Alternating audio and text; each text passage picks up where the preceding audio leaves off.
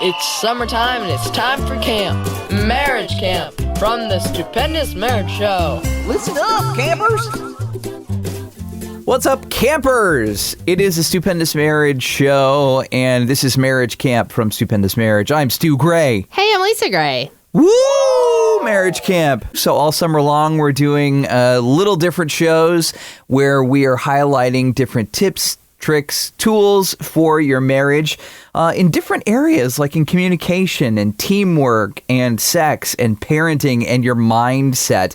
And so these are just quicker little shows giving you little tips for the summer months, just to kind of reconnect and give you some different thoughts that might stimulate conversation or connecting with your spouse in a different way than what our normal show is, which is where we usually answer questions from you that you can always send to us. I mean, even these summer months, you can send them to us on air at stupendousmarriage.com, and we will get back to answering questions after summer. Today, we're actually going to talk about tools for the communication badge. Communication is in pretty much every part of our marriage.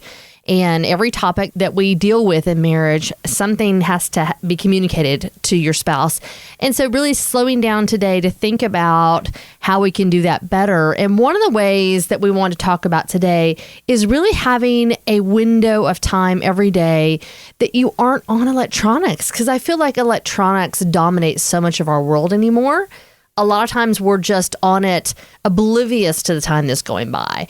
And we're not taking time to talk to our spouse when we might be able to. And so intentionally saying, hey, every day from 7 o'clock until 7:10, we're going to all put our electronics in the other room and we're going to have conversations, I think is a great way to be intentional with your communications this summer. What is our window of time where we do that? Oh, we don't do this. I'm saying we should too. That's what I was afraid of. Yes.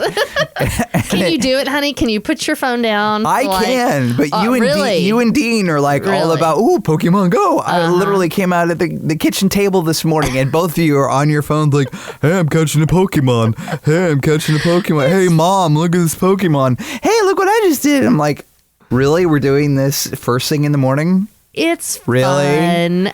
First of all, it's something we're doing together. We're not just mindlessly looking at the screen, not talking to somebody else. Okay.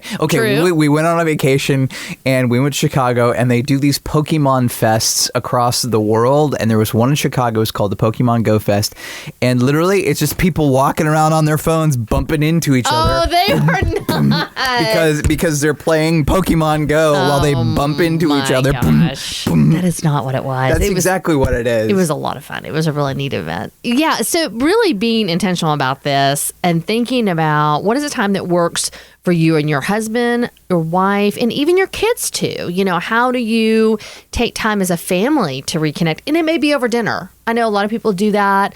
Hey, let's all put electronics away during dinner time and be able to have a good conversation. But if your schedule is kind of crazy, you may have to be a little bit more intentional if you're not having dinner together to say, from this time to this time, we're just going to unplug. And especially, I think, after the kids are in bed, if you have kiddos, to be able to do it as just husband and wife, I think is super important. There was a challenge that was going around a couple years ago when phones became such a big deal, where it was singles. It was in the context of, getting together with your friends. Everybody would put your phone in the middle of the table, and the first person to pick up your phone would be the person who would have to buy dinner. Yeah.